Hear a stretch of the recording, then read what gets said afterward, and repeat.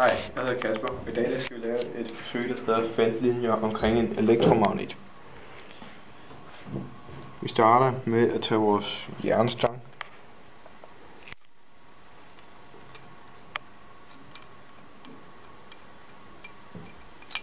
Vi skal kun bruge toppen, så vi sætter de andre dele til side. Så tager vi vores spole og sætter den ind i. Så tager vi et lille søm, som passer her i, til at holde den på plads. Nu tager vi 2 ledninger. En i plus.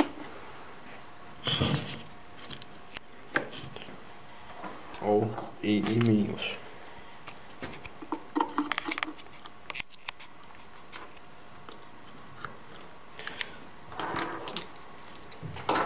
Så lægger vi det under til karton her.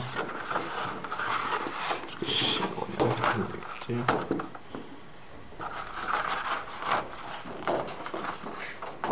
Nu tager vi vores jernfilsmåler og drysser godt ud.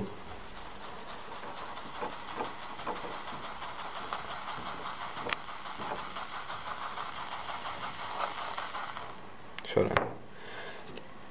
Så tænder vi for strømforsyningen og skruer op. Og så ryster vi her. Og så kan man se feltlinjerne.